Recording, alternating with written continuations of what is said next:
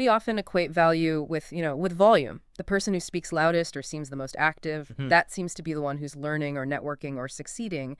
But what if that's a fundamental misunderstanding of how true enduring strength is built? Well, that's a huge question. We're diving into something really fascinating today. What if the greatest advantage you could possibly gain was actually achieved in complete, dedicated silence? That concept is really at the heart of the source material you shared. It's this deeply reflective narrative about an individual named Anvika. Right.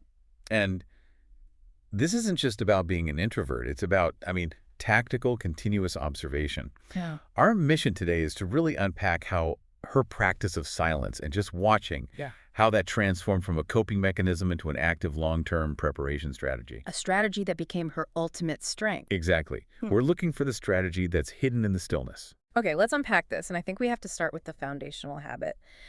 The source material grounds us in her early reality.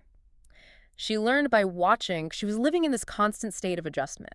Right. She didn't have the luxury of, stable routines. And that context is so key. She wasn't observing as some sort of philosophical exercise.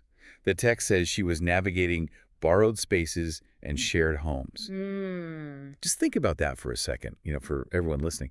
That means constantly entering environments where the rules are already set, where the expectations are completely foreign. And where your presence is often conditional. Yeah. Most of us, when we're faced with that kind of flux, we'd either resist it or we just shut down. You try to force your own stability onto the chaos. Right. But Anvika, she chose a different path. She chose to observe and adapt. She made adjustment, an active choice. She realized resistance was futile and just consuming data was vital. And what really stands out in the narrative is just how sophisticated her observation was. She wasn't just watching what people did. She was decoding why they did it. And even more importantly, how their values showed up in their daily lives. She was analyzing what the sources call house rhythms. House rhythms? That sounds a bit abstract, almost like academic jargon. What does that mean in a practical sense? What were the actual concrete things she was observing that gave her this advantage? It's actually very practical social science. If you break it down, she was identifying the non-negotiable cadence of the household. Okay. She noticed if the rhythm was fast and, transactional, or if it was slow and deliberate. She even categorized the different values these homes had. Some prioritized discipline, everything on time, neat, structured. Right. Others prioritized obedience, so never questioning the authority figure. And then a crucial few that valued silence above everything else. So she wasn't just learning routines. She was identifying the underlying moral code, the behavioral code. Exactly. She was building an internal database of human value systems without ever having to ask a direct question. So she knew instinctively how to behave in house A versus house B. Because she had decoded their rhythm. And that database building is what led to this profound emotional intelligence. Because she was always watching quietly, she saw the cracks in the facade. She learned how people behaved when their guard was down, when they were truly exhausted or deeply worried or genuinely hopeful or, and this is critical, under pressure. And here's where it gets really, really interesting. That unfiltered observation led her to two silent truths that just challenge all conventional wisdom. Yeah. She noticed that, and I'm quoting, kindness was often quiet and strength rarely announced itself. That single observation, it fundamentally changes what you look for in a person. It absolutely does. It shines a light on that whole perception versus reality thing. If strength rarely announces itself, then the person who feels compelled to broadcast their success or their status, they might in fact be compensating for some kind of fragility.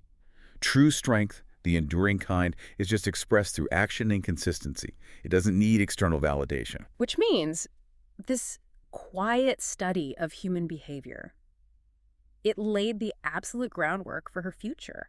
Her observation wasn't passive at all. Not at all. It was high-level data collection constantly running in the background. She was positioning herself to understand the levers of motivation, stress, and genuine support long before anyone taught her organizational psychology. And if we connect this to the bigger picture for you, the listener, the takeaway here is the active nature of this stillness. We often think stillness means you're being passive. And Vika shows us that stillness is just the optimal condition for high-level pattern recognition. You can't decode nuanced behavior if you're busy talking or trying to manage the conversation. And that foundational habit of watching carried over into her public life, right? Specifically school. The sources say she intentionally did not compete to be the loudest voice in the room. Now, hang on a minute. Isn't that just a convenient justification for shyness? Was she really maximizing her input, or was she just, avoiding the risk of speaking? That is a crucial question. And the source material frames it not as avoidance, but as strategy. The text explicitly tells us her physical placement was intentional. Okay. She sat where she could see clearly. A shy person sits where they can hide. An observer sits where they can maximize their input. I see the distinction. So she was prioritizing the vantage point, not the microphone. Precisely. And she used that strategic vantage point to synthesize information about the system itself. Yeah. She wasn't just learning geometry. She was learning how the teacher responded to consistency, how her classmates gained and lost confidence, and critically, how silence was often misunderstood as weakness. And that last point is the paradox she leveraged. When others saw her silence and thought, she's not engaged, they essentially gave her space. Right. They gave her time to process without any interruption or pressure to perform instantly. So while her peers were rushing to contribute, sometimes saying things they hadn't fully thought through, she was using that quiet time to synthesize.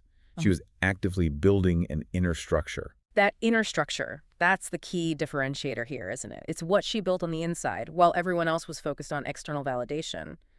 When you say inner structure, what are the practical, functional components she was building? The source is remarkably clear on this. This structure had 3 specific elements: calm thinking, careful listening, and steady effort. And notice how all 3 of those are non-reactive. Exactly. Calm thinking lets you analyze situations without that immediate emotional interference.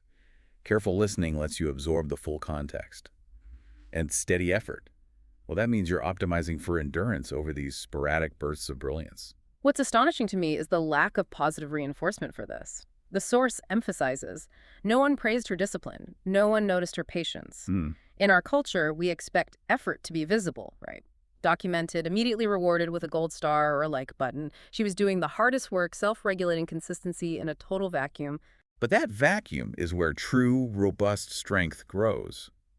If your discipline requires someone else to notice and praise it for it to continue, it's fundamentally fragile. It's externally contingent. Right, it depends on other people. Anvika's advantage grew precisely because her practice was self-reinforcing. Her motivation was intrinsic, driven by the data she was collecting, not the applause she wasn't getting. Her patience was a private, enduring strength.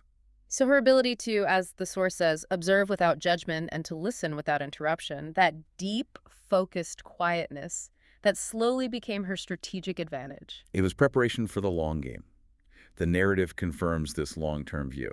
It's as she realized that this quiet accumulation of human insight was preparing her for a future where Understanding people would matter as much as understanding technology. yes, her strength wasn't just technical. It was strategic empathy built on thousands of hours of observation. She blended structure with insight. So let's distill this.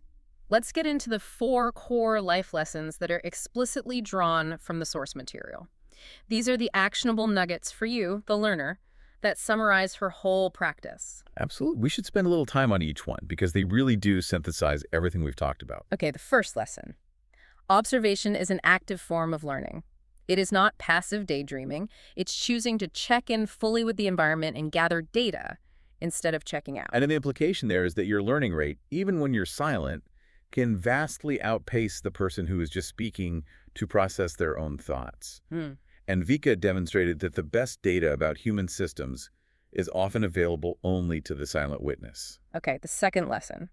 Silence can be preparation, not weakness. This just directly challenges the competitive model that assumes visibility equals effectiveness. Yeah, and when silence is preparation, you're choosing to fill your internal container with data, with calm thought, with structure, before you try to pour out into the world. That's a great way to put it. If you look at people who fail under sudden pressure, it's often because they rush to be externally impressive and just never built that calm internal reserve. The third lesson, and this is maybe the most difficult one, discipline grows strongest without recognition. This is the core engine of resilience. It's the difference between performance and character, really, if you're only disciplined when a boss or a teacher is watching. Or a social media follower. Right, that's a performance. The discipline that grows strongest is the one you maintain entirely for yourself. That self-sufficient effort is the most resilient kind. And finally, the fourth lesson. Listening deeply builds long-term strength. This goes way beyond just waiting for your turn to speak. Deep listening, the way Anvika practiced it, it means absorbing the rhythm, the subtext, the tone, the entire context of communication without interruption. It means delaying your own judgment or response to fully understand the other person's reality. That ability to understand context is what allows you to make fewer mistakes and build stronger relationships. That third point, especially about discipline without recognition, that's so profoundly challenging in our current culture. It is. It runs counter to every instant gratification mechanism we've built. We are incentivized to perform the discipline, not to quietly embody it. And that is precisely the so what of Anvika's practice. If you build that inner structure, the calm thinking, the steady effort that relies entirely on intrinsic motivation, you become immune to the external chaos of needing validation. Her strength is profound and enduring because it was built away from the spotlight. Yes. If we connect this back to the bigger picture, her quiet path focused entirely on mastering the constants, people, and systems. She was strategically balancing her development. She knew that no matter how advanced technology became, human motivations, stressors, emotional needs, those would always dictate success. Her preparation wasn't about temporary skills. It was about accruing human insight. That set her up to be the indispensable person who could apply technical structure while at the same time navigating the complexity of human dynamics. That blend is the ultimate quiet advantage. It is. So what does this all mean for you? If you find yourself constantly striving for volume or for that immediate praise, maybe it's time to dedicate a few moments a day to just being Anvika. Sit where you can see clearly. Choose observation over immediate participation, and start decoding the rhythms around you without interruption. And given that Anvika learned strength rarely announces itself, here's a final thought.